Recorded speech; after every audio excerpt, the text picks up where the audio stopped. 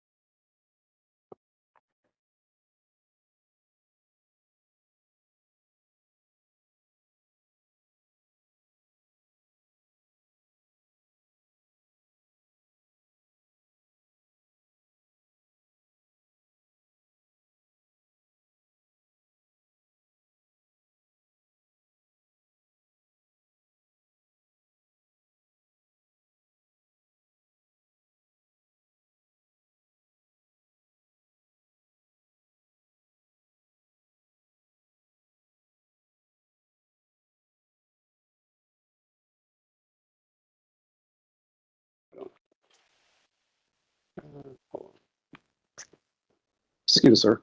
What was the TPB meeting at, Alan? Yeah, I got well, I don't have a badge. I'm here for a meeting. Yeah, I know. Did they give you like a No, number? Richard Wallace, Dana Wallace, Sure. Dana. Yeah, Dana Wallace. Yes, I thought it was. Thank you, appreciate it.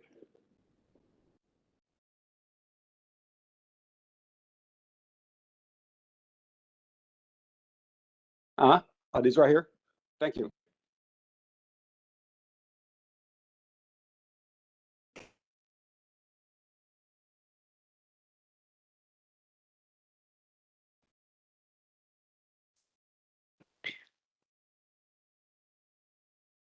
Good afternoon, everybody online. We are getting situated in about a minute or so. We should be starting here. Thank you. Thank you for your patience.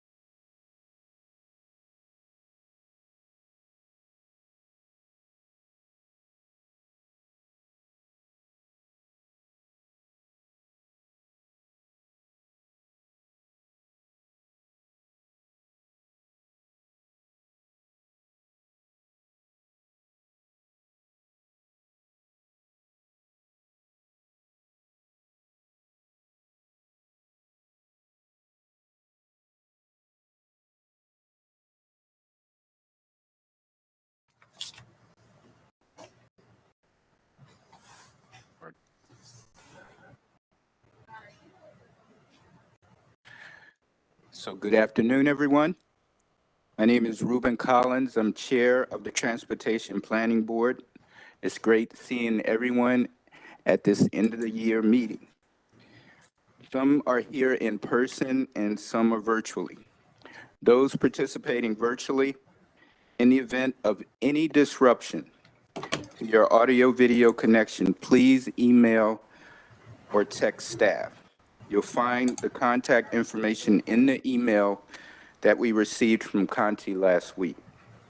So what I'll do right now is briefly review the process that we will follow for today's hybrid meeting.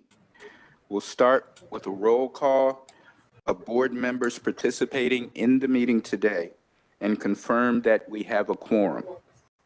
During agenda items, I'll have the presenters complete their briefing, and then we'll turn to members for questions or comments. I will call on members by jurisdiction. Those online, you can use the raised hand icon, and staff will help by identifying you when you're called by your jurisdiction. For action items after the presentation, I'll first seek a motion to adopt by resolution, followed by a second to the motion made. I'll then turn to members for questions or comments, again by jurisdiction. When a vote is called, I will ask just for nays and abstentions and take the rest as yes votes. So we do request that all members who speak or when voting by nay or abstention, please state their name and jurisdiction. Also, to unmute the microphone before speaking. Right now, if we could, we'd like to begin by identifying those in the room who wish to speak, or I should say that will be part of the process, I'm sorry. Identifying those who are actually here in person who wish to speak. So at this time, Lynn will take a roll, and then we don't have any members signed up for public comments today. Mr. okay, Thanks. Lynn? okay. Great. Greetings, everyone. Happy holidays. I'm going to start by listing the name of your jurisdiction or your agency, and if you could state your name, we'll capture you. Hopefully, those of you in the room have signed in, and the folks that are online, it's pretty easy to capture you virtually. So let's start with the District of Columbia, District Council Brooke Pinto. District Council Charles Allen. Here? Thanks, Charles. District Council Christina Henderson. Here. Thank you. District Department of Transportation. Anna Chamberlain here. Thank you. District Office of Planning. Becca Schwartzman here. Thank you. Moving on to Maryland, the City of Bowie.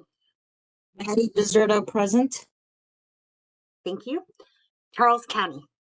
Here. Thank you. College Park. Present. Thank you. Frederick County. Here. I know you guys, some of you had just said that you're here. It would be helpful for the recording if you could state your name. Jessica And I know Fitzwater. Jessica Fitzwater Yeah. just said it. Thanks. Yeah, thanks. City of Frederick. Kelly Russell, present. Thanks, Kelly. City of Gaithersburg.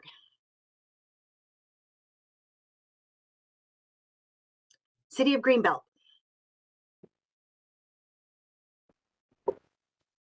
City of Laurel. Montgomery County. Gary Aaronrich is present. Thanks, Gary. Anyone else from Montgomery County? Prince George's County. Victor Weisberg is here. Shay Olabemai. Thanks, Present. Olashay. Anyone else from Prince George's County? Okay, City of Rockville. Bridget Newton's here for Monique Ashton, the new mayor. Thanks. Tacoma Park. Maryland Department of Transportation. Heather Murphy is here. Thanks, Heather. Maryland House of Delegates. Chris Fair, present. Thanks, Chris. Maryland Senate. Moving on to Virginia, City of Alexandria. Kanick, present. Thanks, Kenneth. Arlington County. City of Fairfax. I'm Ross, City of Fairfax, present. Thank you. Fairfax County. Walter Alcorn's present. Thank you. Falls Church. Snyder, present. Thanks, Mr. Snyder. Fauquier County. Loudoun County. Rob Donaldson's present. Thanks, Rob. Anyone else from Loudoun? City of Manassas. Pam Sabeski in person present. Thanks, Pam. City of Manassas Park. Jeanette Rischel here. Thanks, Jeanette. Prince William County. Ann Wheeler here, present. Thank you. Rick Angry here, present. Thank you. Virginia Department of Transportation. Maria Sinner is present. Thank you. Virginia House of Delegates. Virginia Senate. WMATA. Allison Davis, present. Thanks, Allison. Moving on to our ex officio members, Federal Highway Administration, Federal Transit Administration, National Capital Planning Commission. Present, Julia Coster. Thanks, Julia. Thanks, Julia. Metropolitan Washington Airports Authority and National Park Service. Good afternoon, Laurel here. Thank you. That concludes roll call. We have a quorum. Lynn, this is Eric Olson from Prince George's County Council. I joined while you were doing the roll call. Great, thanks. And for those of you who have also joined, no problem. We're monitoring the participant chat, so we will capture you there. And if you're in the room, just make sure that you've signed in. Thank you. Thank you, Lynn. Now this is the time for public comments. And at this time, we won't have any in-person public comments. So Lynn, do you have like a synopsis of comments that we've received online? I do. Thank you, Chair Collins. So between noon Tuesday, November 14th and noon yesterday, December 19th, the TPB received 3 comments submitted via email. A summary as well as each comment can be found on our meeting page, and I'll summarize those now. Bill Pugh, the Senior Policy Fellow for the Coalition for Smarter Growth, provided comments about the pollution and health impacts from vehicle tires, brakes, and toxic road dust. CSG expressed concern that pollution from these sources could continue with increased regional VMT and greater vehicle weights from electric vehicles. This letter also reflects a study from the Imperial College of London about the impact of tire particles on major organ systems. And that was, those comments were also shared with the Metropolitan Washington Air Quality Committee a few weeks ago. Secondly, Stuart Schwartz, the Executive Director for the Coalition for Smarter Growth, provided a comment on the importance for COG and its members to prioritize the funding of Metro for the region's housing, equity, and sustainability vision. The email also included their press release about the quote, Fund Metro Coalition that 18 groups have signed on to, along with the group's statement of principles. So it was asked that the elected officials do more to find enough funding to avoid shifting capital money to operations. And those links, as well as the information, are on the web. Lastly, Tad Aburn, a volunteer of a DC Environmental Justice Coalition, submitted environmental justice comments on his assessment that the TPB is failing to address localized high-risk air pollution hotspots caused by transportation-related air pollution in environmental justice communities of color across the region. Leadership from the DC EJ Coalition submitted a letter of support for Mr. Aburn's comments, which attached an earlier NAACP letter on TRAP and EJ comments that were also submitted to the Metropolitan Washington Air Quality Committee. Mr. Aburn, who has commented at every TPB meeting since late 2022, believes TPB's failure to address this issue is disappointing. He also believes that TPB's lack of action is also illegal. That concludes our public comment for this month. Thank you, Chair Collins. Thank you, Lynn. The next item on the agenda is approval of the November 15th, 2023 minutes. So if I'm asking at this time, if someone would move by stating their name and jurisdiction and second. And hopefully everyone has had an opportunity to review the minutes. So is there? So moved, Pam Sabeski, Manassas City. Thank you, Pam. Seconded, Patty Pizzurdo, City of Bowie. It's been moved and properly second. Are there any corrections or additions before we move for approval? Hearing none. Okay, we will vote for the November 15th, 2023 minutes. Are there any nays or abstentions?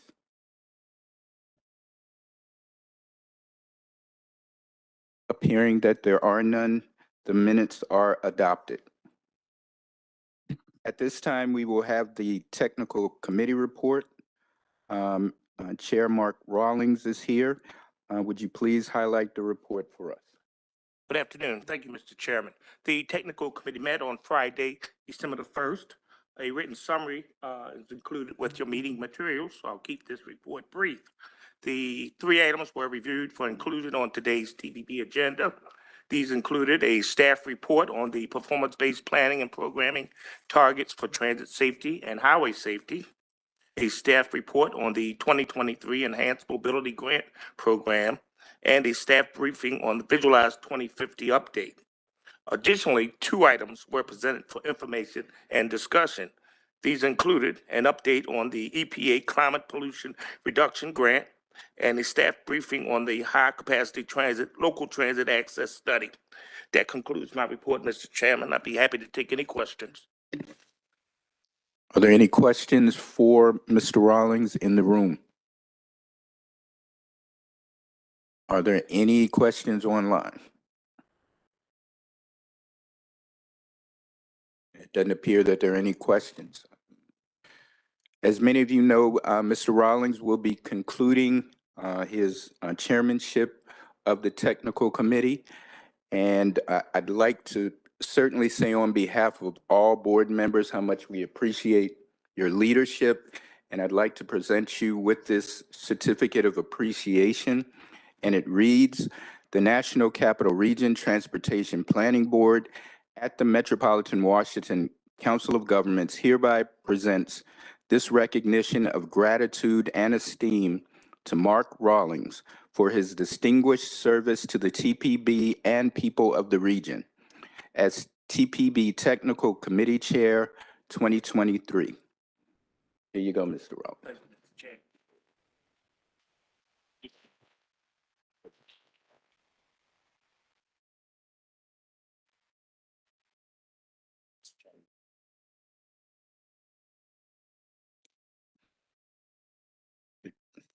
The next item on the agenda is a Community Advisory Committee report. Our chair, Mr. Richard Wallace, is here. Mr. Wallace, could you please highlight the report from the December 14th, 2023 meeting? Thank you, Chair. Good afternoon, everyone. Thanks again, Chair Collins. The Community Advisory Committee met on last Thursday. Unfortunately, I was unable to attend, so the meeting was led by CAC Vice Chair Ra Amin. The group discussed 2 important topics, a federal climate change grant and trail planning. Deborah Harris from the ICF consultant firm gave a presentation on a $1 million grant from EPA that COG is managing. It's from the Federal Climate Pollution Reduction Grant Program. Deb explained that COG, with ICF's assistance, will be conducting 2 major planning activities over the next year and a half.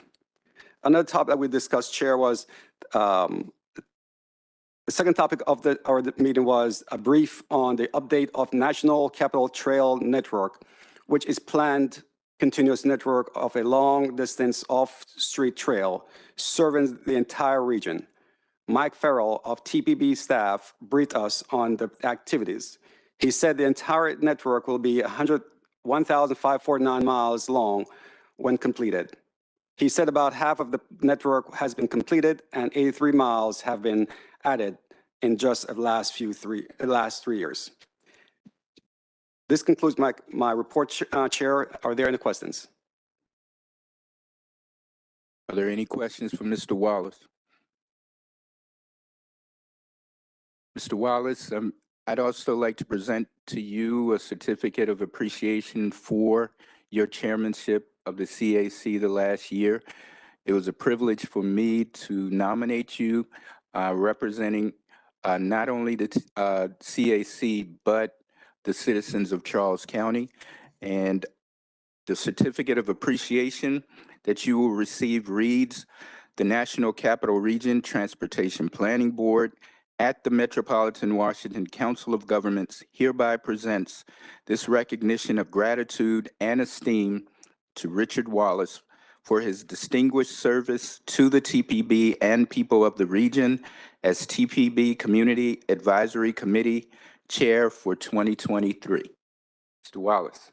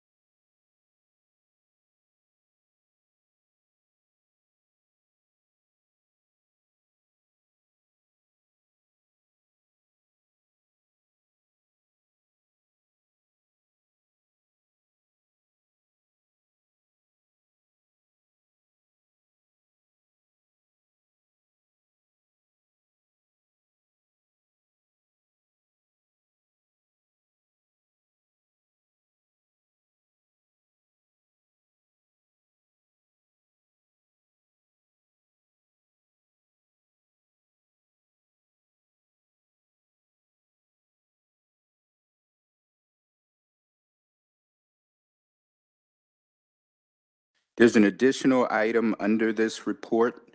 It's the report of the Access for All Advisory Committee. And it will be presented by my colleague, Vice Chair Christina Henderson. Thank you, Chair Collins. The Access for All Advisory Committee held its final 2023 meeting virtually on Monday, November 27th. At the meeting, Melissa Kim, WMATA's program manager, providing an update on their Better Bus initiative. Next, Mohammed Khan from TPB's Enhanced Mobility program manager provided an update on the Enhanced Mobility solicitation process. We'll hear more about that during item 9 on today's agenda. Third, staff from Virginia's Department of Rail and Public Transportation provided an overview of a new map-based multimodal trip planning tool on its Connecting VA website. And finally, Andrew Meese and Michael Farrell from TPB provided an update on the National Capital Trail Network, which is a 1,400-mile continuous network of long-distance off-street trails serving the entire region. At the close of the meeting, TPB Transportation Planner Sergio Riccardo provided an update on staffing. Marcella Marino has moved to Massachusetts and will be working with the MBTA on their bus transformation initiative. I also announced to the committee that it was my final meeting as the AFA chair. TPB staff are currently in the process of identifying a new chair for 2024. With that announcement is due shortly. I've enjoyed being part of the Access for All Advisory Committee conversations and the opportunity to serve in this capacity this year. That concludes my report. Thank you, Christina. Are there any questions for Ms. Henderson at this time?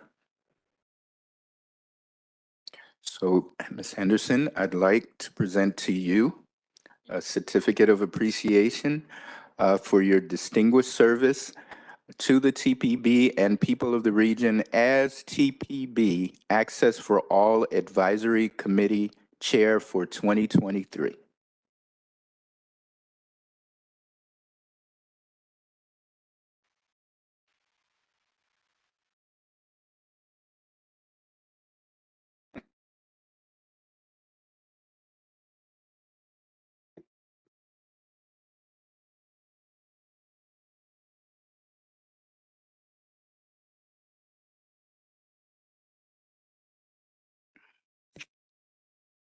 So at this time, the next item on the agenda is the steering committee actions and report from Conti.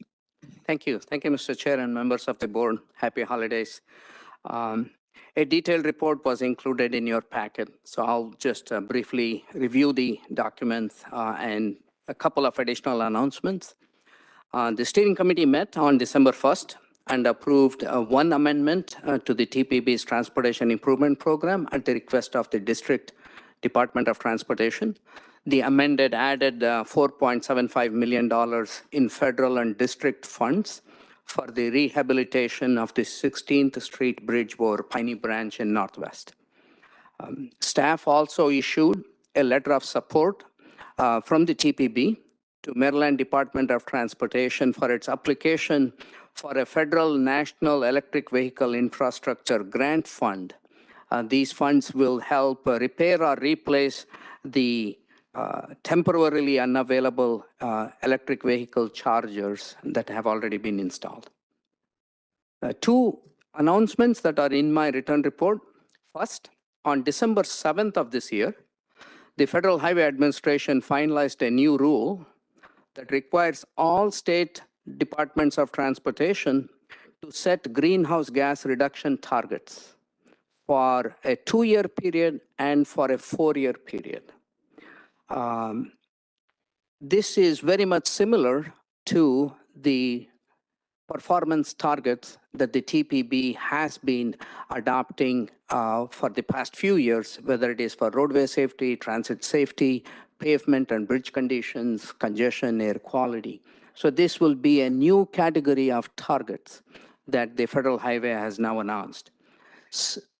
The state DOTs are required to set 2- and 4-year targets, and metropolitan planning organizations such as the TPB are also required to set targets, but that is for a 4-year period. The first set of targets by the state DOTs are due by February 1st of next year. We've started discussing with the state DOTs as to how they are approaching this and what methodologies they'll be adopting, so that we can develop our process and procedures, because we are required to adopt our targets 6 months after February 1st. That will mean by August 1st. So one thing I would like to note is there are some significant differences between the target that the Federal Highway is requiring the TPB to adopt. It is different from the goals that the TPB has already adopted for greenhouse gases. But we will provide more detailed briefing to the board in January. The second announcement is one where we are asking for your help. We had previously briefed you that we are developing a transportation resilience improvement plan. This is consistent with the new federal requirement that metropolitan areas such as ours develop a transportation resilience improvement plan. So we have started working on it.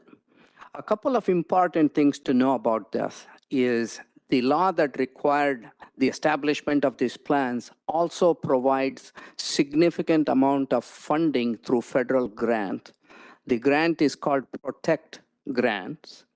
So one of the key things to also note is that those grants will require a 20% match from the state or local government funds.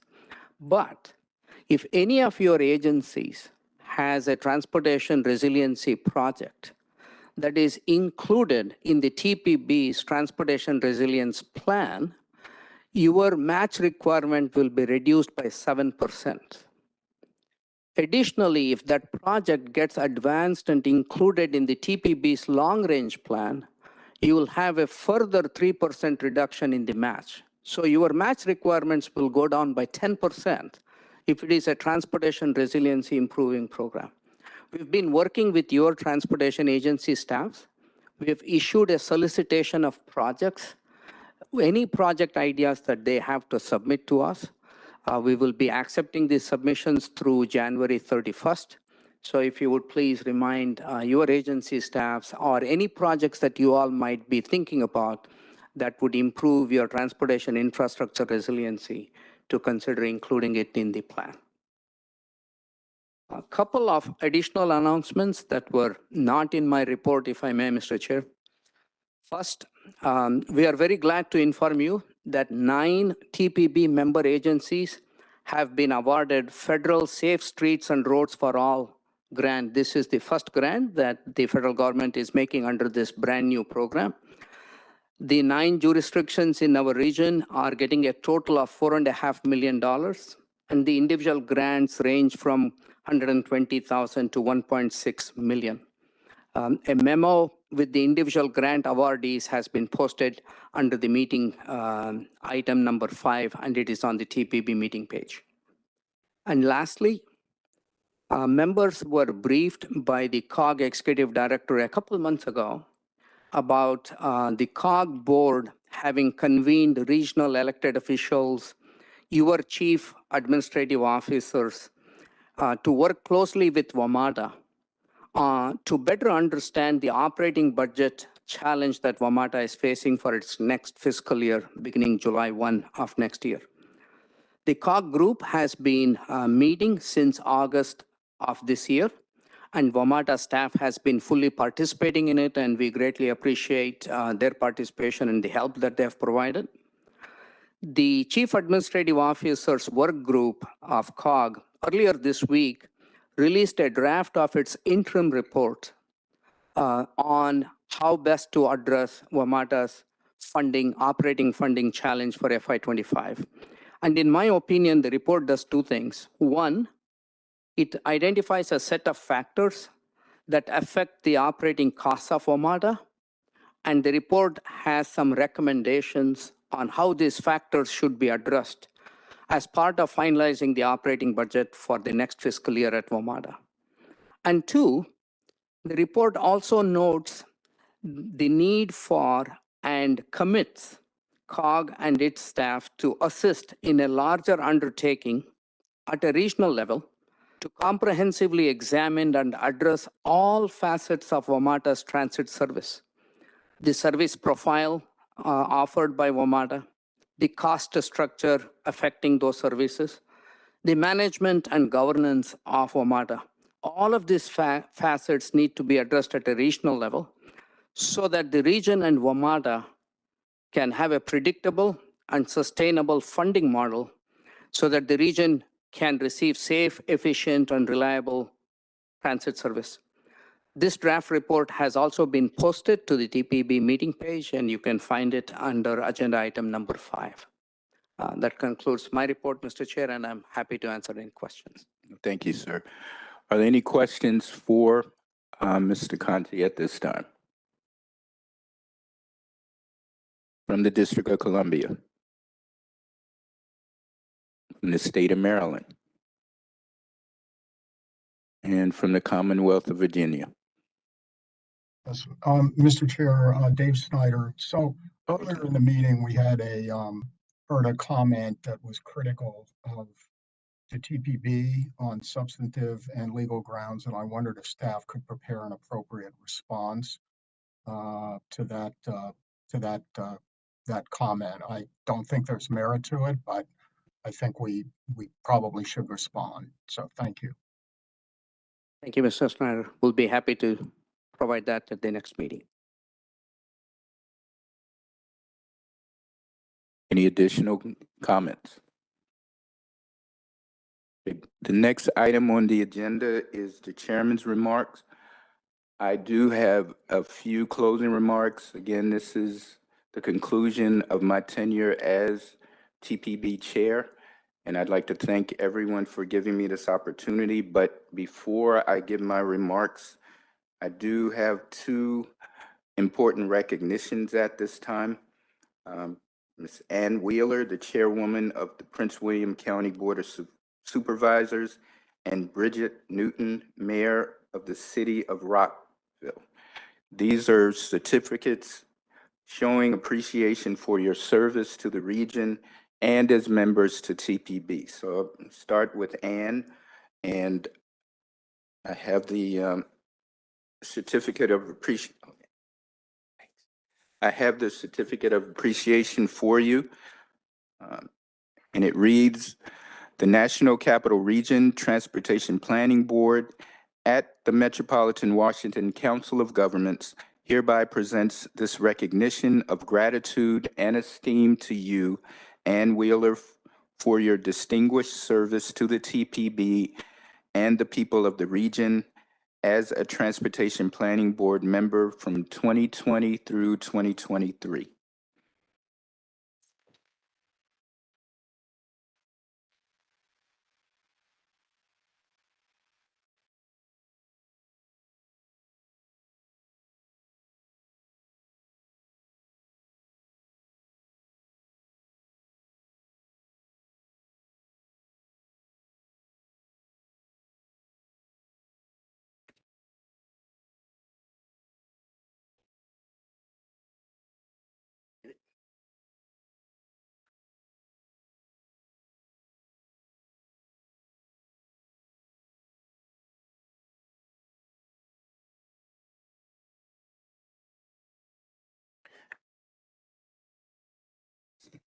Bridget, it's no secret yours kind of reads the same. Perhaps a slight difference with name. So, but this is in recognition of your membership with the TPB from 2014 through 2023, recognizing you as chair for the year 2017, a member of the steering committee 2015 through 2018, and the Long Range Plan Task Force member in 2017. Thank you very much for your service.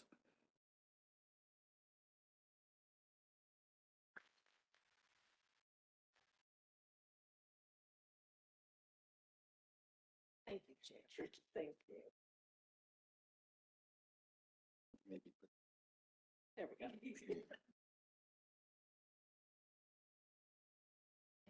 Thank you.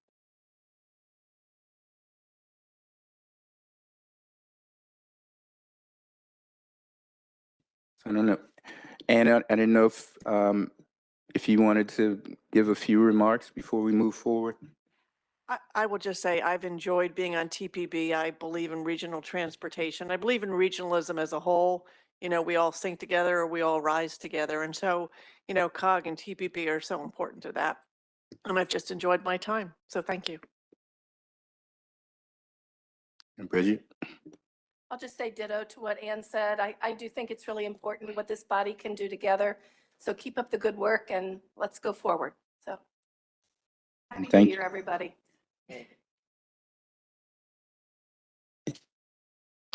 Just a few remarks on my part. I want to start by showing my absolute appreciation for the TPB chairs that preceded me, and they're both here. Pam Sabisky is here, and Charles Allen. I had the privilege to observe your leadership in preparation for me being in this position. I can tell you that that helped me tremendously. I think for the most part, what I kept hoping was that there wouldn't be a controversy. And I can tell you that's when I built and established a tremendous appreciation for anyone sitting in this position. I just want to let you know, Charles, the way you handled that is something, and I'm sure all of us as elected officials are members of boards that can be rather raucous. I mean, this stuff happens. But being able to actually convene and ensure that the important work that we're doing is satisfied is something that, you know, I think it's for anyone taking on this type of role, I think that's very important. And I just want to say, I just wanted to make sure, look, we kept the process moving forward. And that was something that was very seamless and easy because of the staff here at COG and TPB. And I was telling my staff coming to the meeting this day, it's like everything is prepared for you. I mean, it's like, even if I want to make a mistake, it's almost like, okay, it's here for you. And it's like, it's very clear. And so I just wanted to let all of you, the staff here at TPB, let you know how much I appreciate you assisting me during the course of this last year. We've accomplished a lot. I think more than anything else, we have moved this ball forward. We're continuing to move forward. There were a couple of things I wanted to highlight. What we've done more than anything else is continuing the process of actually undertaking a comprehensive update of the long range planning. This is something that is continuing, and I think that's very important. We held a regional forum on WMATA's Better Bus Initiative, and that will now become even more relevant next year as we work together to envision what we want WMATA to be and the best finding models for WMATA. We also created a new program, the Regional Transportation Resiliency Program, one that has always been important and now has become critical due to climate change. And for the first time, we bought key freight operators. And this is something I was having some conversations with Conti about being clueless on some of the potential political issues involved with this discussion. And as his policy, he kindly kind of calmed me down to help me understand, okay, there's a whole lot going on with this. So you need to be clear on how you approach this. But we were able to do this. And it helped us envision a multimodal freight need, the multimodal freight needs of our region. And I think it kind of set the foundation for future discussions in that particular area. So we accomplished a lot. My colleague to my right, I know she will continue moving us forward, but I just wanted to close by thanking all of you because this has been a great experience for me. I look forward to continued participation with TPB. So thank you all for this opportunity.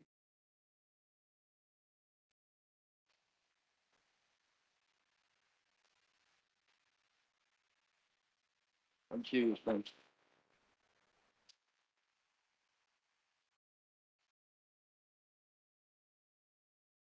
you. Okay.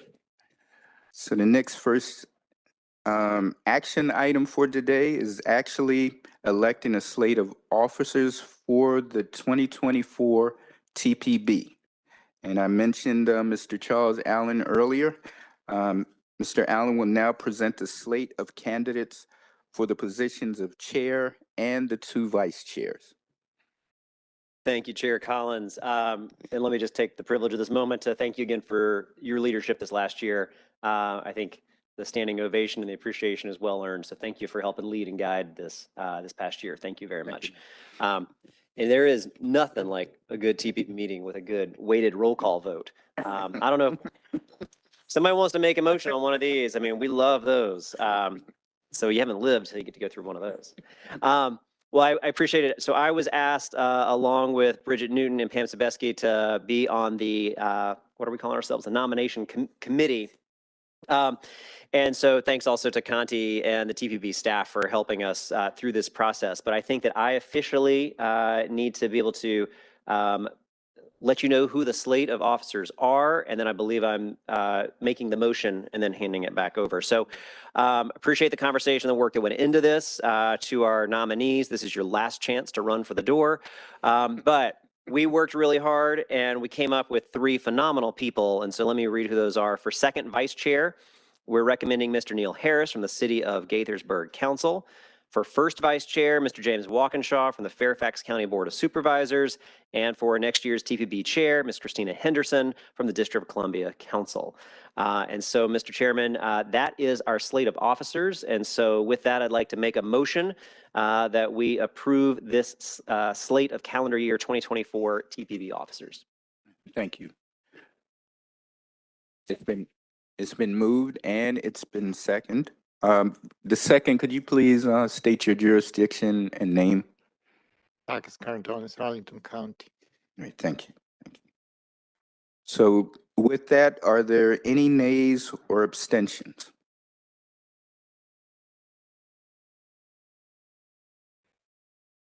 So I don't hear any. Does anybody hear any? Well, with that, the nominees are unanimously elected. And I'd like at this time, you know, I guess, do I do an official kind of like give the gavel to? At the end of the meeting. Okay, at the end of the, okay. Right. So I did, because I was ready to roll. But I wanted to give Ms. Henderson an opportunity to maybe give a few words if you'd like. Thank you. I can't believe it's been 3 years already that I've been on TPB, and I look forward to working with you all as we have some challenges ahead, especially in the next year as it pertains to regional transportation. But I'm sure with regional cooperation, we'll get through it. So I look forward to serving. Thank you. Thank you. Ms. Henderson, you want to? Yes. So they didn't give me a script. So I get to like go from the heart. But Chair Collins, in honor of your leadership, we do have a token of appreciation and gratitude from the TPB. It states, the National Capital Region Transportation Planning Board hereby presents this recognition of gratitude to and esteem to the Honorable Reuben Collins for distinguished service to the people of the region as the 2023 TPB Chair. Thank you so much. That's a big token too. That's gorgeous.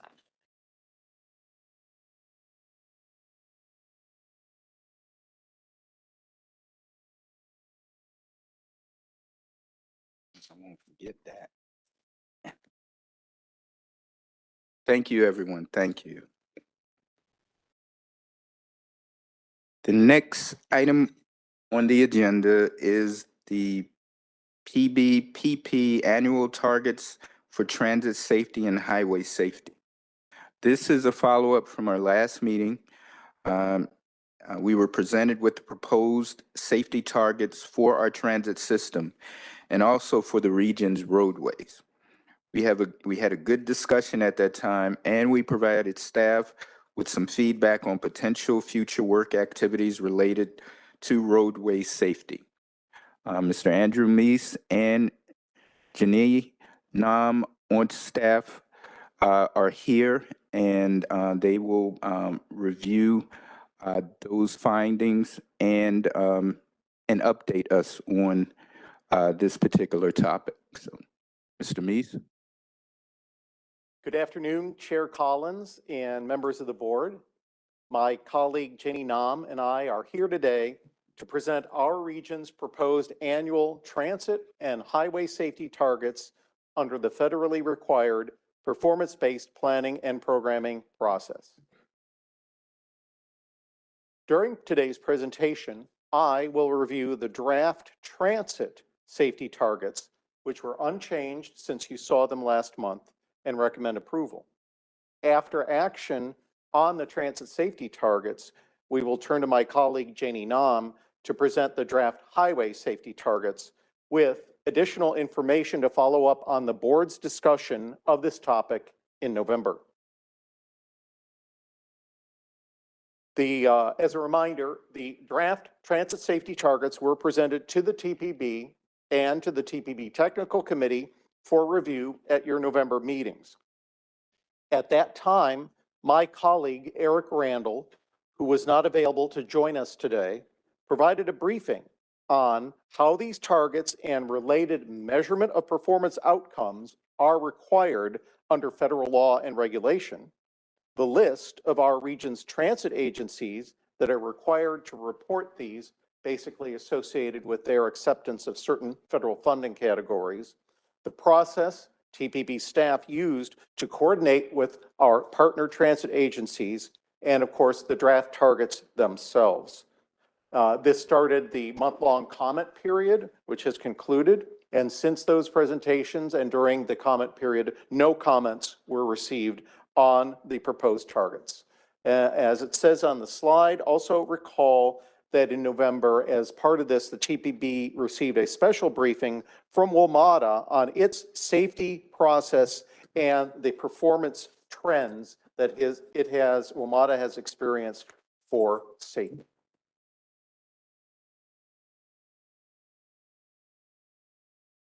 Before you consider action on TPB Resolution R4 2024, I want to take a moment to and note some key statements that are in the whereas clauses of this resolution. The clauses include a statement that any number of fatalities and serious injuries on the region's roadways and transit systems are unacceptable and contrary to the region's aspirations, and that the TPB continues to support efforts to reduce fatalities and serious injuries. Can we scroll down? Yeah. All right, next. Let's see, that's the next page. Okay, good, good.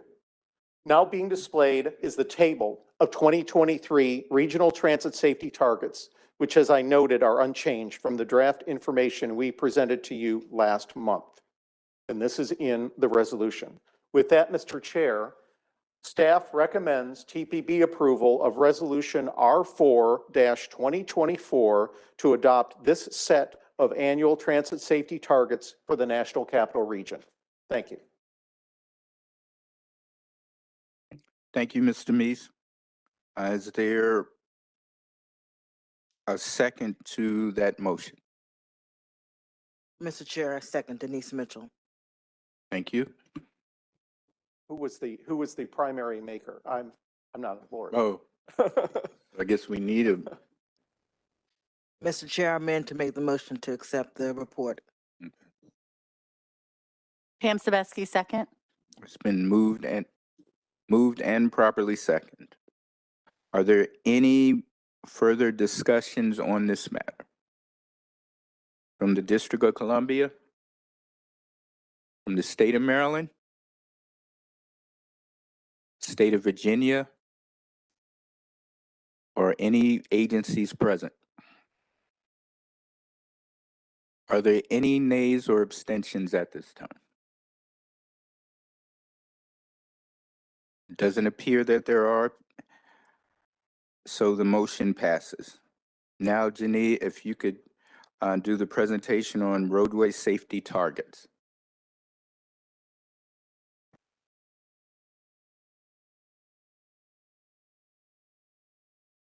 Good afternoon, Chair and members of the board. I will review today the draft highway safety targets recommended by staff for the 2020 to 2024 period and additional safety information as a follow-up to the November TPB meeting. The TPB and the technical committee were briefed last month on the draft regional highway safety targets. No comments have been received to date on the targets. However, a number of safety questions and issues were raised at the November meeting. And in response, we wanted to provide information specifically about potential safety work activities during today's presentation before taking action on Resolution R5 2024. In addition to continuing the activities in the TPB's established safety program, staff is considering a range of safety activities to undertake in 2024. And these potential activities are concepts at this time, but they include a safety deep dive study similar to the study the TPB completed in 2021 to understand the nature and location of crashes. This study would include analysis of crashes inside and outside of equity emphasis areas. And for 2024, we're also proposing that the study include a survey of member jurisdictions to collect qualitative data about current barriers to implementing safety strategies. Staff is also contemplating a safety event, either in the form of a safety work session or standalone forum, to facilitate policy level discussions about roadway safety. Another potential activity would be to invite a guest speaker to present to the board on a specific safety topic, such as vehicle design standards. Staff is also considering exploring regional coordination on zero death goals and approaches. Many TPB member jurisdictions have already adopted Vision Zero goals and plans, but it has been in a piecemeal fashion, and this activity would involve exploring opportunities for region-wide coordination. Additionally, we will continue to engage the federal government by submitting comments in response to proposed safety actions and legislation. And in fact, last week, NHTSA announced that it is beginning preliminary stages of creating a new federal standard that would require impaired driving prevention technology in new light-duty vehicles. Staff has been reviewing the advance notice of proposed rulemaking and will engage the TPB to develop comments to submit to the agency when that comment period opens. And we would also enhance the content of our TPB safety website to include resources from member jurisdictions. A detailed summary of these proposed activities can be found in the memo in the mailout packet, as well as information about pedestrian visibility campaigns, which was also raised at last month's meeting.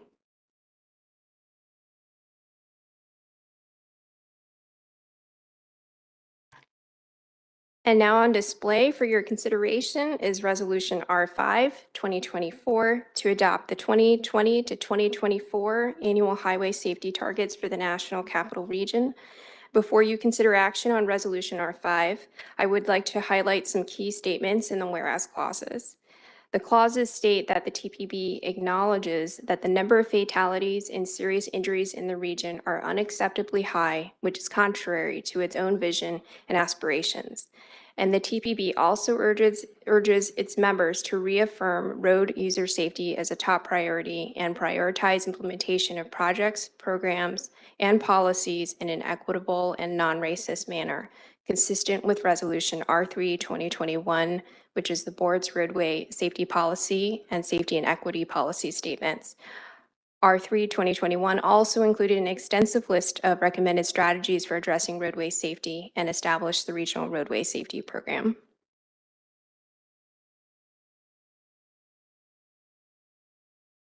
And now on display are the highway safety targets. No comments have been received to date, and staff recommends approval of Resolution R5 2024 to adopt this set of annual highway safety targets for the region. Thank you. Thank you, Ms. Nam.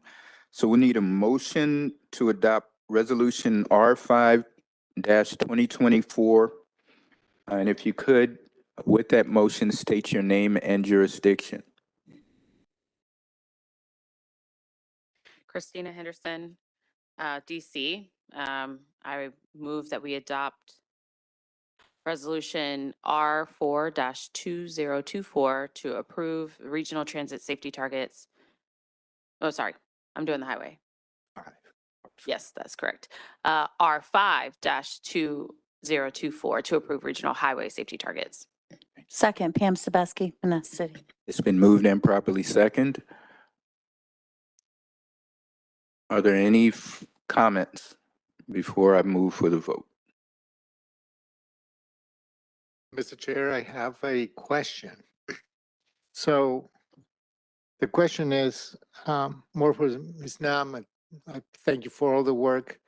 Can you refresh my mind? Why don't we move on the goals on fatalities? I mean, it's kind of static, and we try to project better goals on serious injuries and an injury rate and non-motorist fatalities, but fatalities itself is kind of stuck. Why is that the case?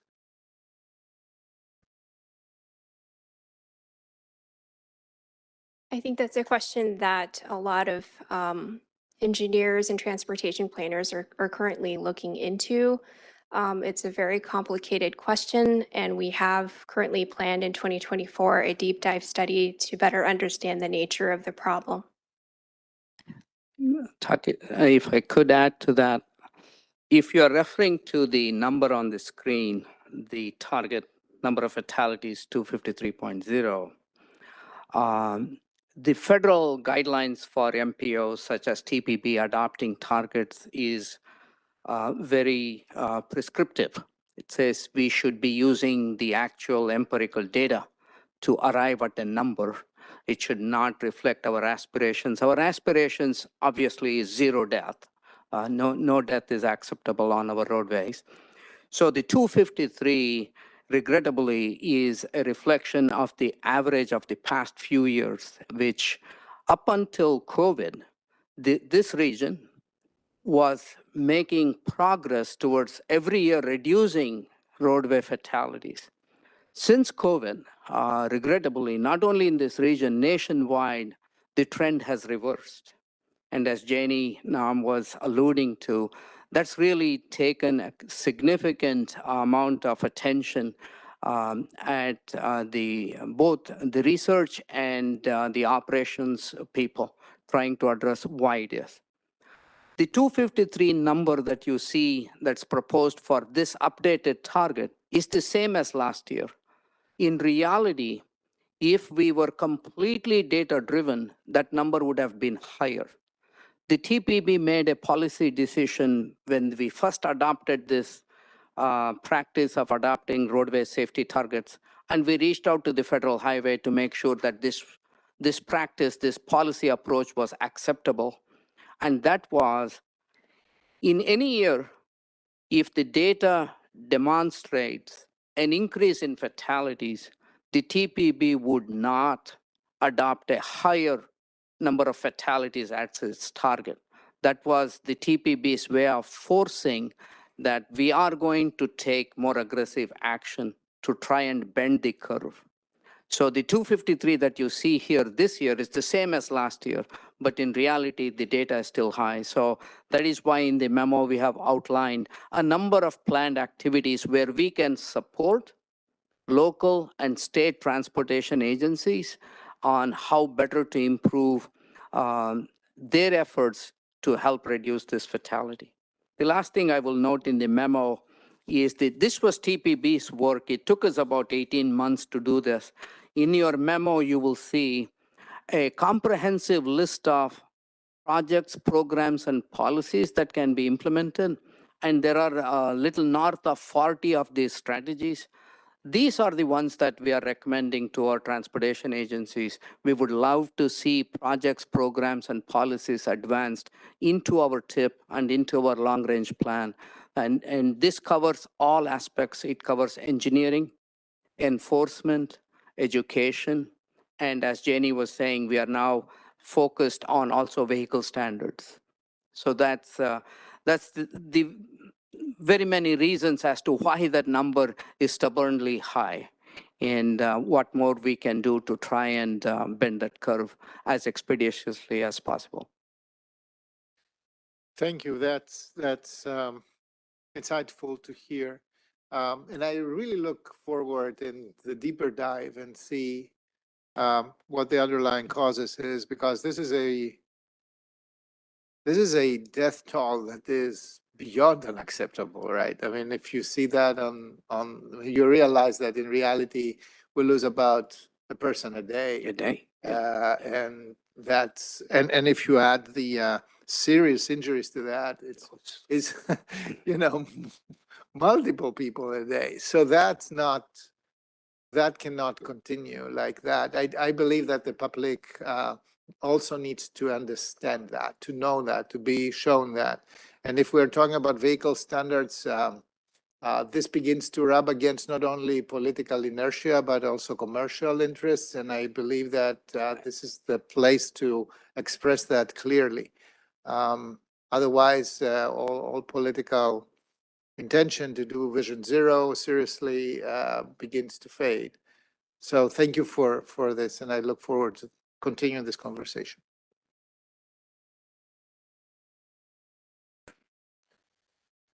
So we have a motion and a second on the floor. Are there any further comments? Mr. Chairman, Dave Snyder, City of Falls Church. So I think we're kind of in an awkward situation where, based on the methodology from the Federal Highway Administration, we have to set a target looking back. I think the comment that was just made, which I fully subscribe to, means that we need a second set of comments or a second set of targets looking forward based upon our best projection of the actions we're taking that hopefully will show in the future a significant reduction in both fatalities and serious injuries. So I'm going to abstain from the vote today to express continued concern, but I want to also express my strong support for the work of COG and the list of action items and this discussion today indicating that none of us is satisfied and that we're serious. My hope would be in the future we could set a new set of forward-looking targets, not just sort of replacing the rather dismal history of the last couple of years in both the nation and the region. Thank you.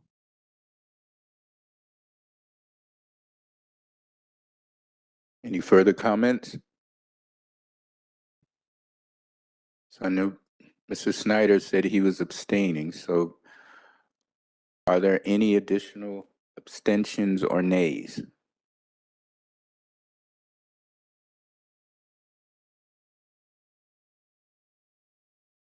I don't see any online. Okay. With that stated, the motion does pass.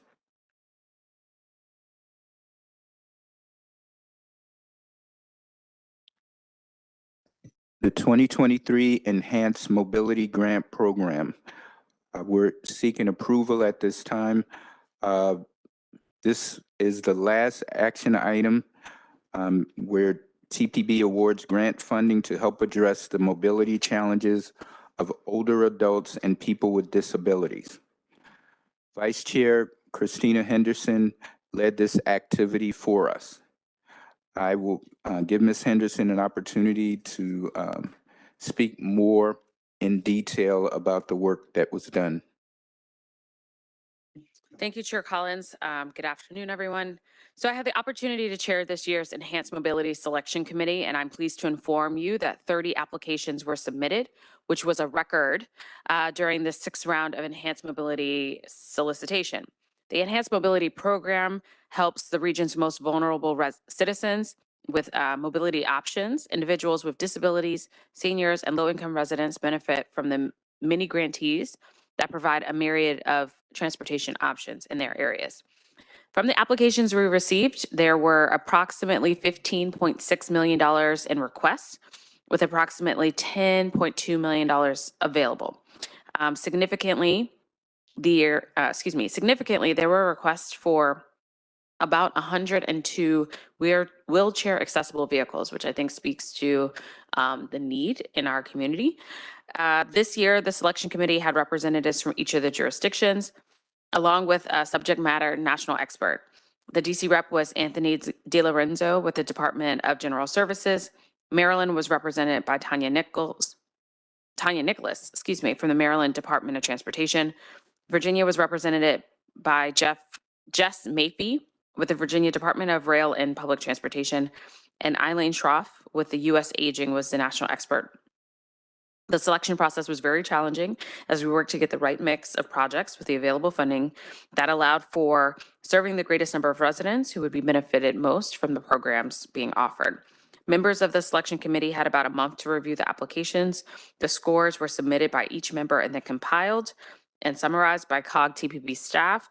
A selection committee was held on November 9th to review each application, as well as the submitted scores and final recommendations. The TPB officers have also reviewed the recommendation or the recommended projects and have concurred with the selection committee's recommendations.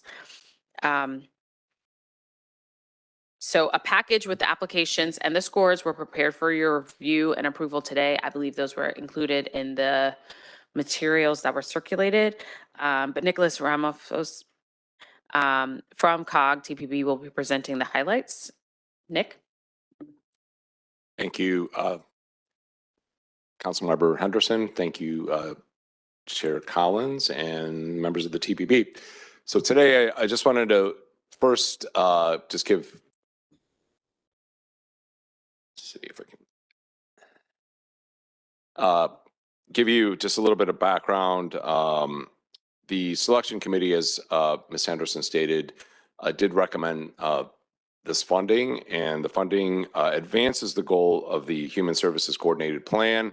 It ensures regional equilibrium. It also ensures that FTA dollars can be successfully implemented, and it meets the needs of older adults and people with disabilities. So today, the TPB staff and the selection committee requests action on resolution R6-2024 to approve projects and amend the 2023-2026 TIP. In terms of the selection highlights, you already heard about the funding challenge that we had. The selection committee did recommend 23 of the 27 applications received. Some of those applications, even though we got 30, 3 of those we had more than one application from that subrecipient. So with the matching funds, the total project budget is going to be $14 million. Applicants whose projects were not recommended for funding will receive recommendations for improvement. And following TPB approval and amendment of the TIP, COG TPB staff will submit projects to the FTA for their final approval. So I'm just going to next quickly go over the project recommendations for funding. And I'm going to start with the ARC of Prince William County. They're looking for a replacement minivan for transporting adults to and from daily activities. And they're also requesting funds for a driver and fuel charges for one of their vehicles. And their geographic focus is in Prince William County. And the federal total is almost $186,000. Next, the ARC of Northern Virginia is looking to fill travel training gaps for their intellectual and developmental disability individuals through their ARC 2 Independence app with custom travel lessons, employment, safety, and daily living lessons. The focus is all of Northern Virginia, and the federal total is over $1 million for that project. Next, we have the ARC of Prince George's County Transportation. They're going to be looking to procure 2 minivans to provide specialized transportation to people with intellectual and developmental disabilities.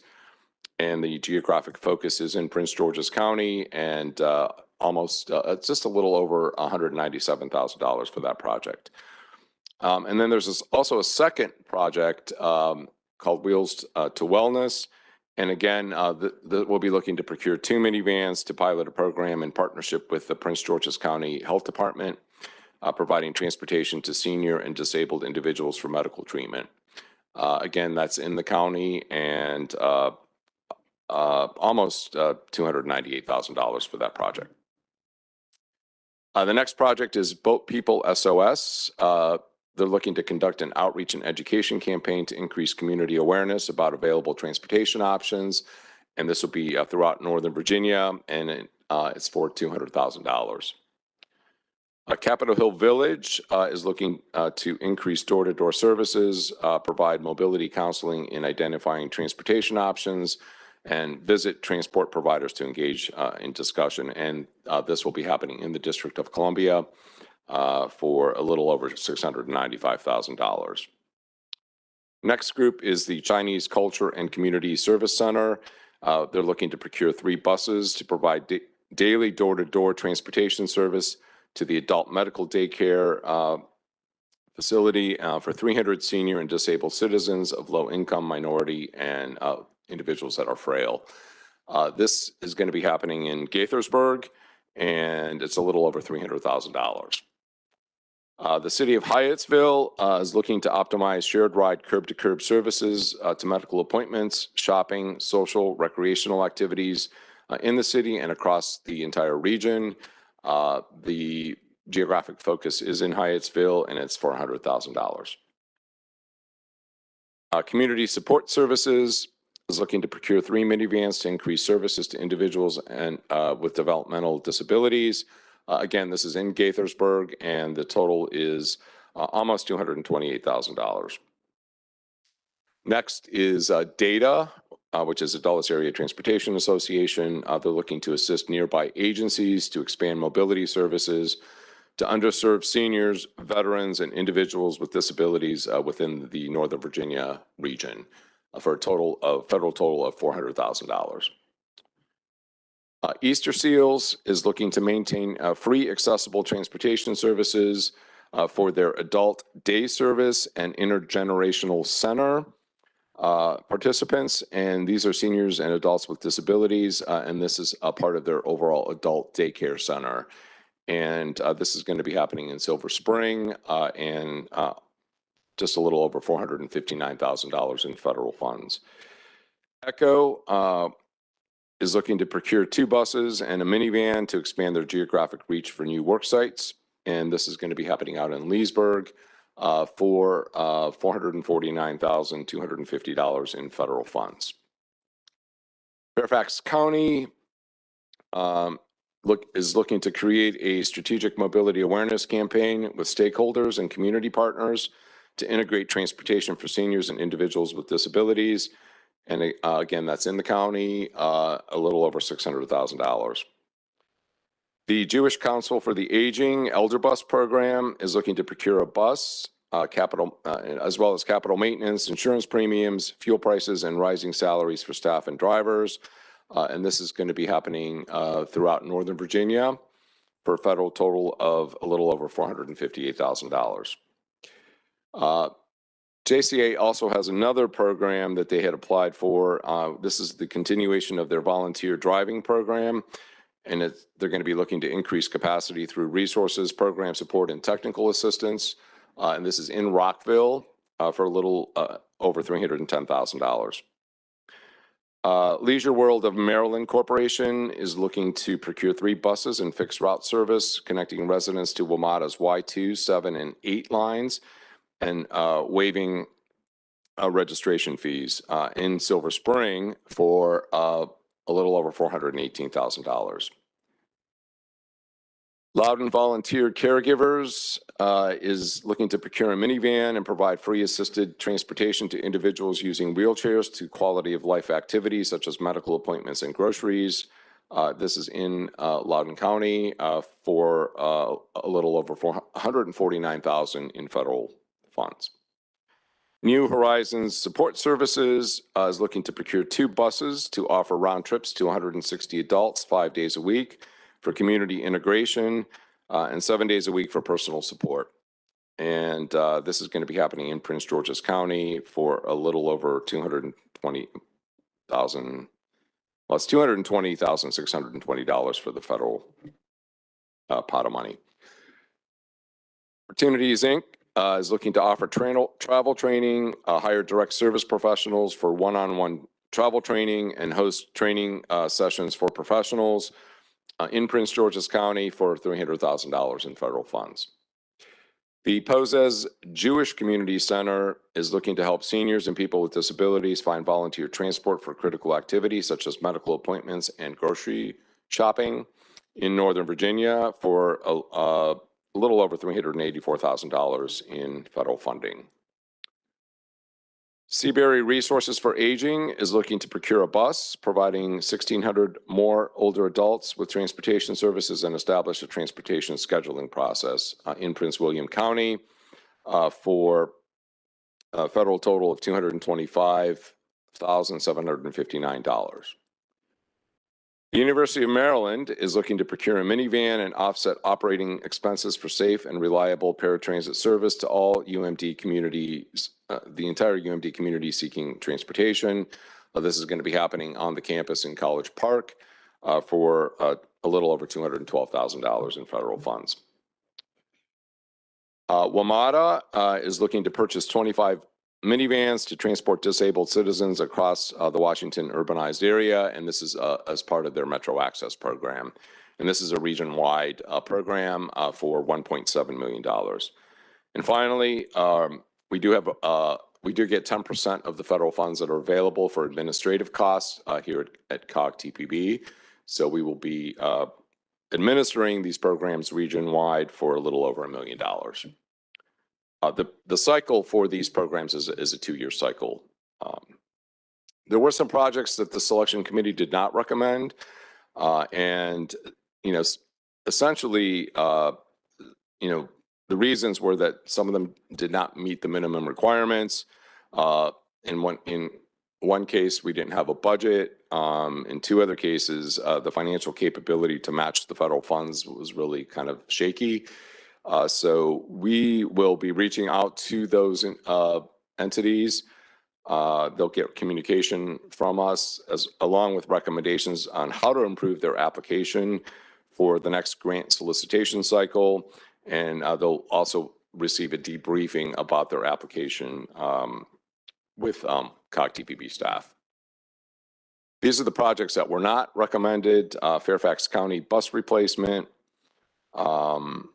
In Fairfax County, the head injury rehabilitation and referral services in Rockville.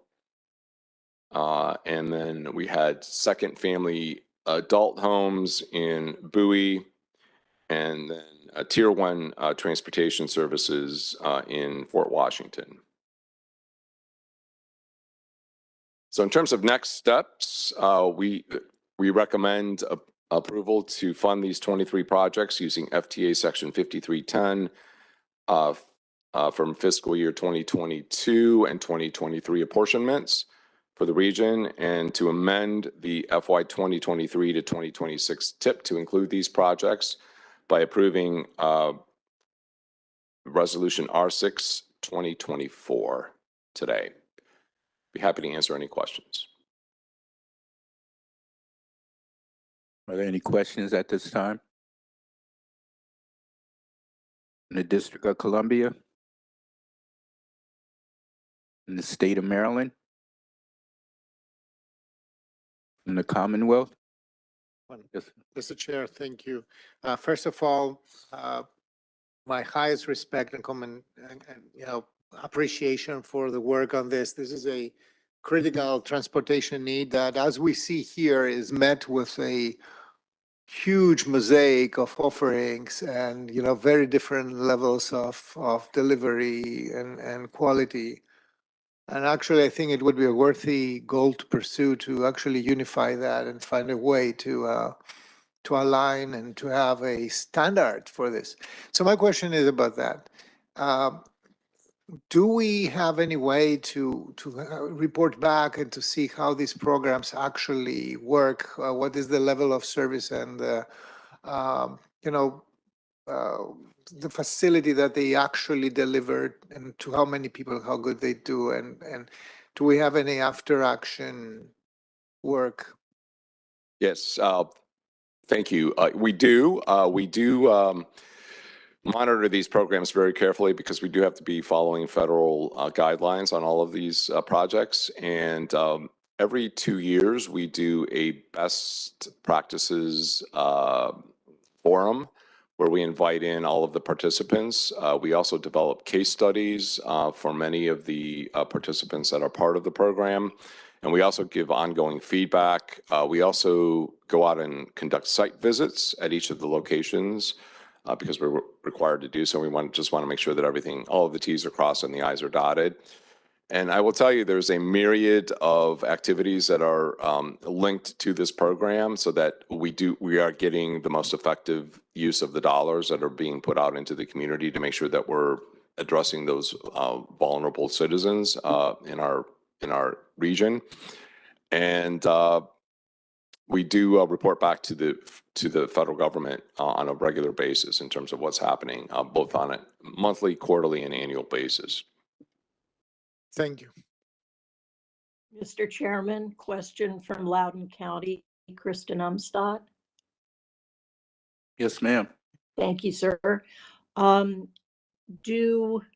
most of the entities to whom these allocations are being made part of the broader network of service providers that our counties or cities work with? I know that the entities in Loudoun County would be considered by our Board of Supervisors to do work that is an extension, a very helpful extension of the work the county does. But I wondered if that was the general rule across the board. Thank you. Yes, we do reach out to, I think, well, this past solicitation that we conducted, we reached out to over 3,000 individuals across the region for the program. And as Councilmember Henderson reported, we received a record number of applications this past round. And we would like to continue. We had about a half a dozen of new subrecipients apply this go around, which is really great. We want to make sure that we're expanding and making sure that the funding is offered to as many organizations as possible that are out there, that even ones that we haven't worked with in the past. So it is important that we do reach out to those folks. And if there are organizations that are not on our list, we do encourage through either our Access for All committee or other avenues to contact us to make sure that those folks are on our radar. Thank you.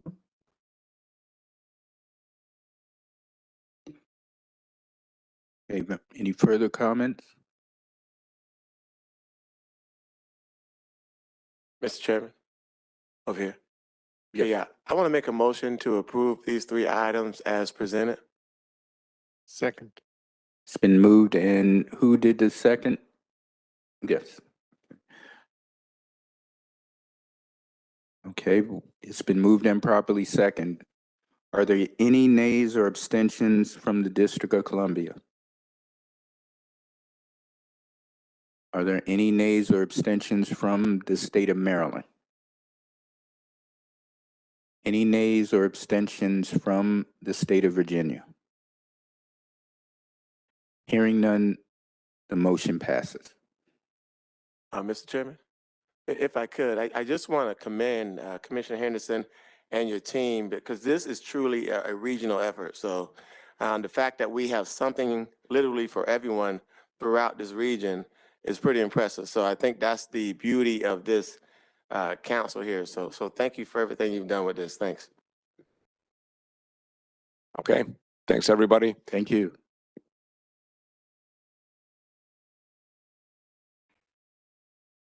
So the last item today is a informational briefing, an update on Visualize 2050 status report, specifically on 2 of the largest projects in the plan, the Maryland Express Lanes and the Metro System.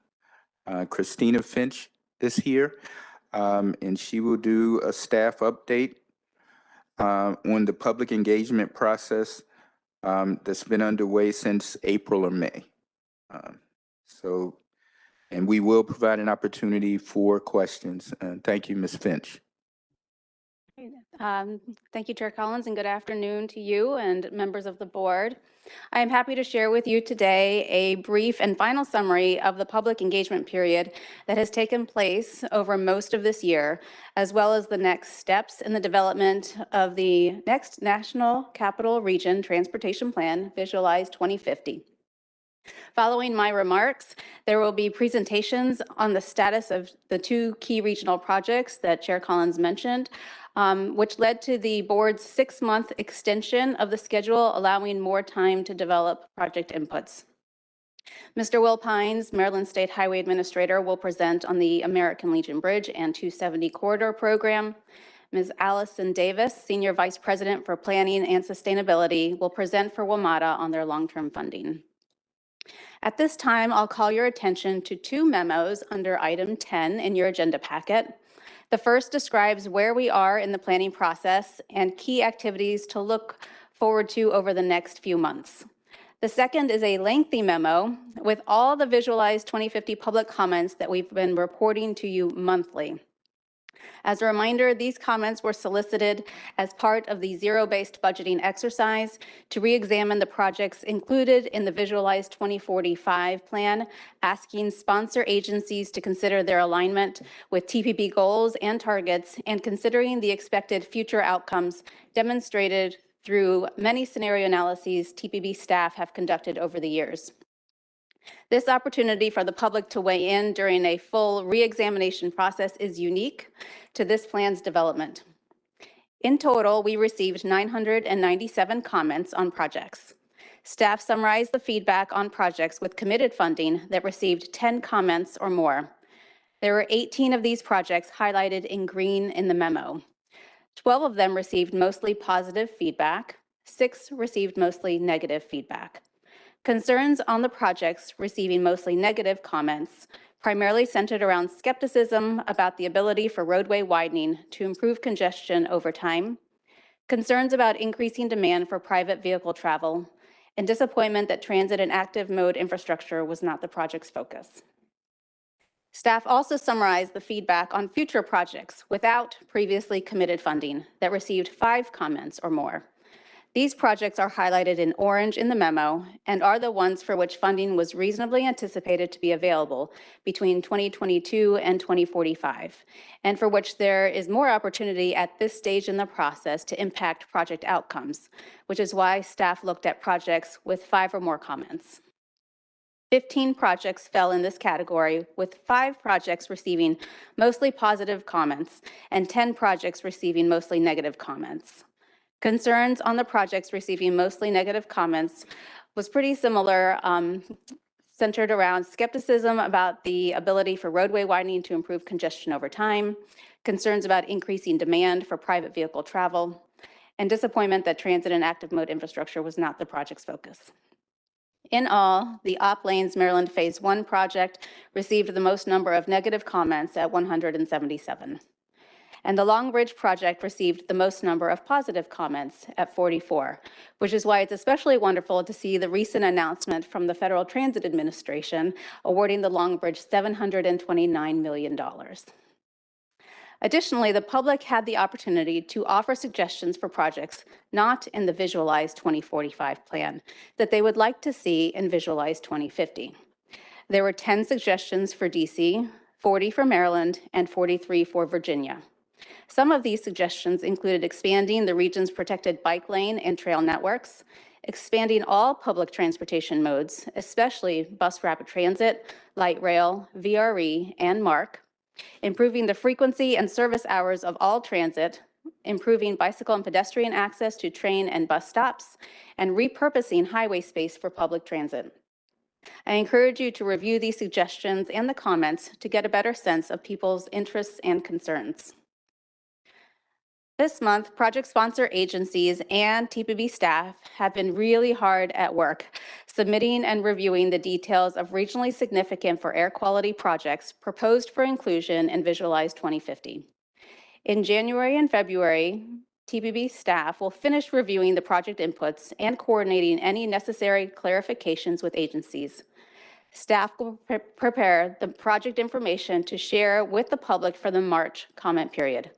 This will include finalizing the detailed draft project segments table for air quality analysis, assigning consistent TPB project titles, grouping related project segments, phases, and records into overarching projects, and finalizing the survey instrument and communications plan for advertising the comment period. The TPB will receive detailed information about the projects in March. A summary of public input will be provided to the board in April, followed by a board action on the proposed regionally significant projects, the air quality analysis scope of work, and land use inputs in May. To give you a sense of the volume of data being processed, there were over 600 project segments that were included in the 2045 plan. So before we move on to the Maryland and WMATA presentations, I'll be happy to take any questions on the public engagement or on the next steps. Anyone present? Are there any questions for Ms. Finch? Anyone virtual?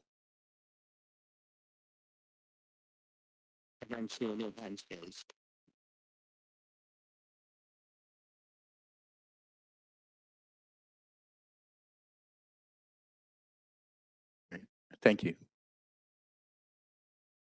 Okay, thank you. And I believe Mr. Pines will be presenting first. Okay. Yes. Well, good afternoon, everyone. Thank you, Chair, for having me, and committee members. Just want to confirm you are able to hear me and do a quick audio check. Will, we are able to hear you. Thank you. Thank you.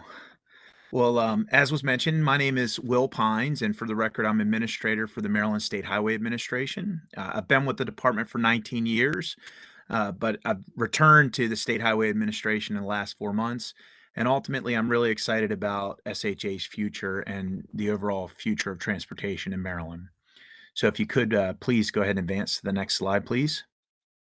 So enough about me. Now let's get into discussion about the American Legion Bridge and I-270 program. Last August, Governor Moore announced that SHA submitted the federal grant application for the corridor program. And following this announcement, State Highway Administration planned and hosted 4 open house events in November and December to directly engage stakeholders on the new direction for this program. We had really great turnout at the open houses, and I want to thank everyone who was able to participate and provide feedback during those open houses. However, anyone who may have missed the opportunity to participate, I would encourage you to visit the new website, AmericanLegionBridge270.com, where the open house materials are publicly posted, feedback can still be submitted, and also if you sign up, you can receive general updates for future updates on the program. So, next slide, please. So just a recap, as we've re-engaged the public here, what have we heard so far? Well, on the positive side, there are a few areas where there's pretty broad agreement. There's near universal support for bicycle and pedestrian features connecting across the river. On the screen, you can see the example of the Woodrow Wilson Bridge, the shared use path there. And we hear consistently that amenity like that is desired at the bridge. Additionally, there's a recognition that the existing bridge is aging, and most recognize that we have to deal with this preservation need. And then finally, there's strong support for new and better regional transit. I think that was mentioned in the prior comments leading up to my presentation. And on this latter point, the minimum desired solution is reliable, convenient, and fast bus transit. And so one of the things that has sort of been under discussion there is that to get this requires at least one lane that would allow for buses to move at speeds that are better than today's congested conditions. So next slide, please. So what else is different about the program as it exists? A big portion of the feedback has been that the prior administration's inclusion of work in the I-270 area in Rockville was problematic, and especially that being the focus ahead of I-270 North. And as you can see in the graphic on the screen, 270 in the Rockville area already has HOV and collector distributor lanes, and so the congestion challenge is not as severe there. Where in contrast, 270 north of the 370 area drops down to as low as 2 lanes in each direction, and therefore there's considerably more support for multimodal solutions in this 270 north region. And so for this reason, we've kicked off the 270 north study to address this more priority area. So next slide, please. Also, a major shift is on the focus on a program that meets multimodal needs instead of just a project focus. I'll talk about what we're looking at on each of these and more in a moment, but we're really looking at how we can effectively package a program of solutions that meets the multimodal needs of the capital region. And this includes looking at transit-oriented development, or TOD, and bicycle and pedestrian enhancements, along with the project elements to deal with the bridge itself and the highway needs in a phased manner. So we are committed to continuing beyond those open houses that we've already done to engage the public through that whole development process as we consider these program options going forward. So next slide, please. And so, as I mentioned before, there's really strong support for expanded transit options throughout the region. And so this is a major focus of the program going forward. This includes new service like 495 bus solutions between Tysons and Bethesda. And we're also discussing a variety of options to evaluate the options of the most desirable solutions that we can prioritize for funding. This includes options like considering MARC service expansions, commuter bus options, and BRT expansion options like Maryland 355, Veers Mills, and North Bethesda Transitway BRT options. And so, number of options there on the table. We're also investigating options for transportation demand management for the region that would increase things like carpooling and ride sharing, along with promoting existing programs like the commuter connections and incent trip programs. Next slide, please. So we're also advancing transit-oriented development, or TOD, opportunities. We previously supported planning and implementation efforts through the WMATA system, and the Joint Development Program provides key opportunities through the corridor where we can continue to partner with WMATA to promote access and ridership on transit throughout the region. Now, as part of this program, we'll look to unlock investments in key corridor TOD projects. And we know that these investments in TOD projects will promote developments in sustainable and inclusive communities. Next slide, please. I've already talked about the importance of a connection with a shared use path across the Potomac River that would provide a multimodal solution in the region. But the program that's being considered goes beyond providing that connection between Maryland and Virginia trail networks to the C&O Canal towpath, and looks at also other safety and access improvements that are planned in the program, like a pedestrian bridge over the Cabin John Creek, access to the Robert C. McDonald Campground, connecting the Cabin John Trail to the Kidney Bean Loop Trail, adding new sidewalks on the Cabin John Trail alongside the east side of Seven Locks Road, and various other local improvements like restriping bike lanes, improving ADA ramp accommodations, and also enhancing street lighting throughout the corridor. Next slide, please. On the existing bridge, a little bit more. I talked about that earlier, that's a key need as part of this overall program. The existing bridge is over 60 years old and is already in need of numerous repairs. Ultimately, we expect that it's within 10 years of becoming poorly rated and being in need of replacement. The existing bridge today has 5 lanes in each direction with no shoulders. And as many of you know and probably experience, the existing bridge experiences severe congestion today. And so any replacement scenario of the aging bridge must figure out how to effectively manage traffic congestion while implementing a stage replacement. And so without shoulders on the existing bridge, there's no existing roadway width that would help support stage construction for a replacement one lane at a time. So, that kind of scenario, ultimately it pushes us into more of a widening scenario just to simply manage traffic during the construction of the replacement of the bridge. However, as I also noted, the potential for widening aligns well with the need for future width to accommodate that high speed transit for those dedicated future lanes that I mentioned earlier. So next slide, please. And so, as I mentioned, our approach to the managed lanes has been truncated to the segment of 495 containing the existing bridge and tying that into the 270 spur. Through this process, we will see safety upgrades and addressing state of good repair needs on things like 16 of our existing bridges, dealing with the aging pavement in the area, and also many stormwater upgrades. Additionally, the program includes addressing sound mitigation throughout the corridor. And while I noted that there was considerable feedback against advancing the program in the Rockville area, and there's no planned timeline for later phases to deal with that area, we understand that Rockville may have an interest in early advancement of noise walls from the planning study, and so we'll continue to have collaborative discussions on that. Next slide, please. So I talked a little bit about 270 North already, but we have kicked off that study.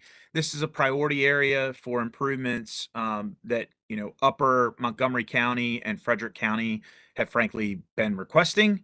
And so the study will initially focus on stakeholder engagement and needs identification through that existing corridor, with potential multimodal solutions being discussed through that engagement process.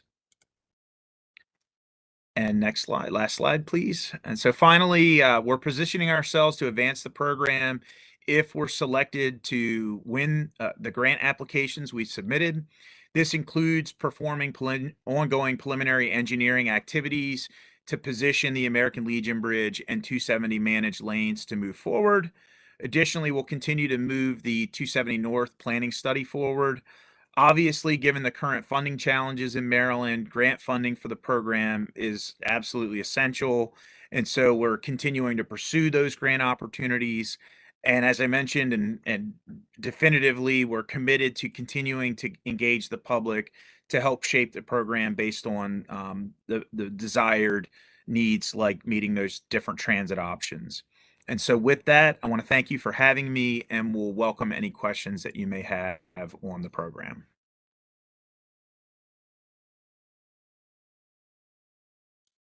Do have one question. Thank you, Mr. Chair. Mark Corman, Maryland House of Delegates. I'm getting flashbacks to Councilman Allen's weighted vote from a few years ago. Administrator Pines, you and I get to talk about this project in lots of settings. In this setting, it's in the context of the TIP, which I believe is supposed to be financially constrained, which according to the TPB website means that each project included in the plan must be capable of being completed using revenue sources that are already committed or reasonably expected to be available in the future. You touched on this briefly in your final steps, but can you help me understand how any of what you just described meets the definition of financially constrained, given the budget context in Maryland that you laid out, where you yourself have to come up with an 8% cut in state highway on operating. You have to remove all construction projects from the out years in our state CTP, and you're planning on flat funding what we call highway user revenue, which for my colleagues is our local share of state gas tax. So how is any of this that you just described appropriate for a financially constrained TIP? So I saw Drew came on camera. I'll let him jump in as well if he has anything to add here. But I'll start by saying that, we do have funding in the program for our capital program as a whole. Statewide, the CTP has retained 20 uh, considerable funds available to advance projects, including this program. And so we are still moving forward, as I mentioned, with the preliminary engineering. But it does, as you mentioned, it rely on the grant application. That grant does include a funding approach to be able to advance the program, but it is contingent on us winning the grant to be able to move it forward. Drew, I don't know if you want to add anything to that question. I think you did a good job there, Administrator. I'd say, Delegate, that throughout our system and throughout the plan, we see projects that are large scale and will ultimately need clearer definition of what dollars look like to ultimately be implemented. But it's something we work with the TPB staff on the constrained element of this long range plan, and certainly given the priority of the project. From the governor's perspective, we will be working to align the resources in coordination with you and other stakeholders as we look to move things forward.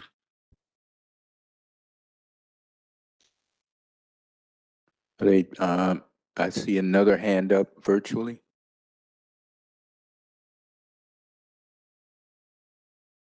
Yes. Ms. Fitzwater from Frederick County.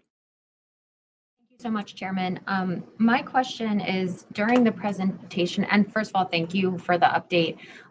One of the, I think, sort of solutions to some of the 270 challenges that was shared are transit and ride sharing, and there are some options included on that particular slide. Bus rapid transit, expansion of the Mark Brunswick line, possibly using more commuter buses, and I guess this is a little bit in line with the previous question, but the proposed CTP has a 40% reduction in lots operating grants and 50% reduction in lots capital grants, and pauses the proposed expansion of the Mark Brunswick line. So just again, kind of, it's difficult, I think, to hear some of these proposed solutions and kind of seeing these being part of what is coming for relieving some of the challenges on 270 at the same time as we are being, told that both our local funding for these initiatives as well as how they interact with some of the state's priorities seem to be very much in conflict with each other. I'm wondering if you could respond to that.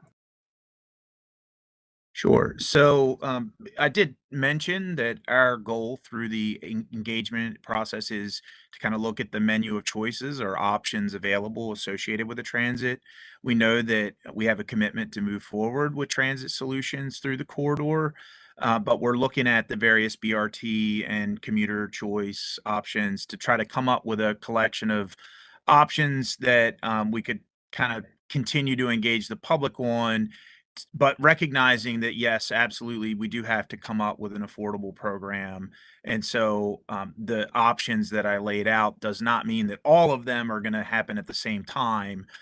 We recognize there's going to need to be some near-term, mid-term, and long-term solutions pulled from those options, and that will mean that we'll have to be able to figure out the funding plan for them.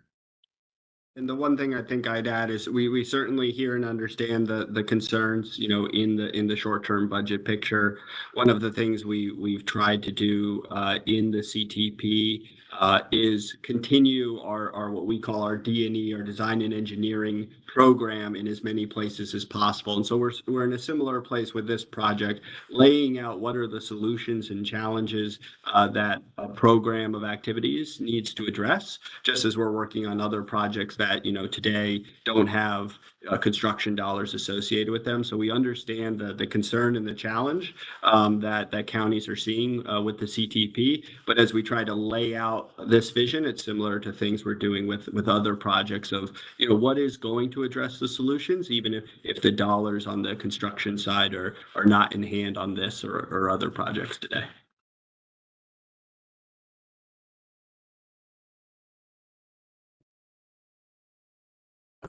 Are there any further questions? We're running short of time, and we definitely wanted to provide an opportunity for WMATA to do an update. Thank you for having us. Yes, sir. Take it away. Allison?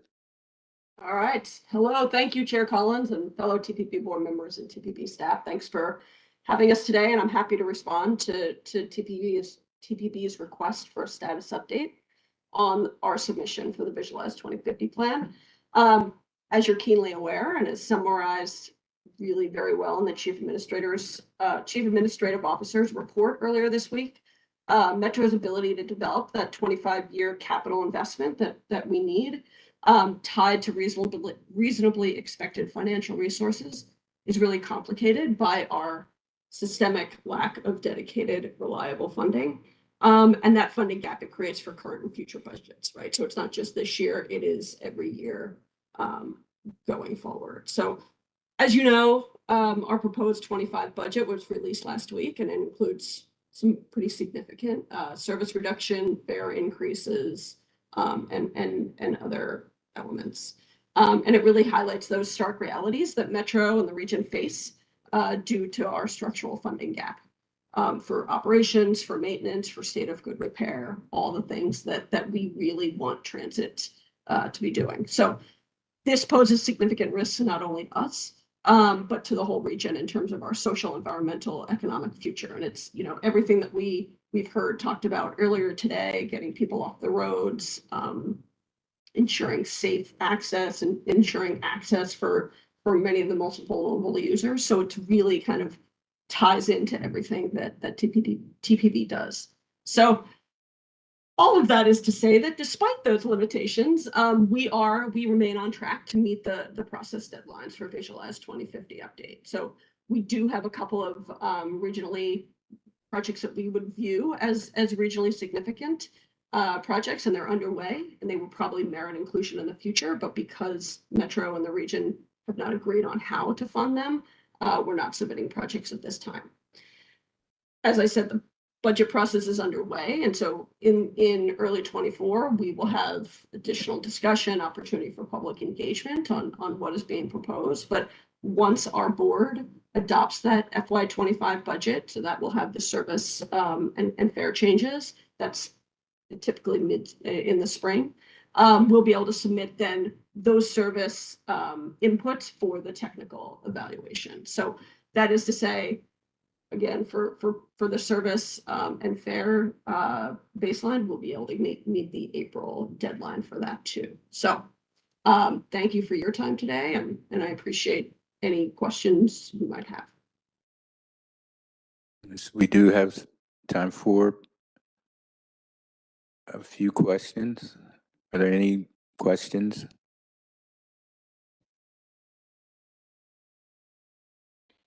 I don't see any online, Mr. Collins. Okay. All right. Thank you, Ms. Davis. Thank you. So that was the last item on the agenda, which means we're closing, our final meeting for the year 2023. All right. So now I said prematurely I was ready to pass the gavel. All right, it's time to pass the gavel. I look forward to your leadership. Look forward to a great holiday season for everyone. Happy Hanukkah, Merry Christmas, happy holidays, and looking forward to a great year under the leadership of Christina Henderson.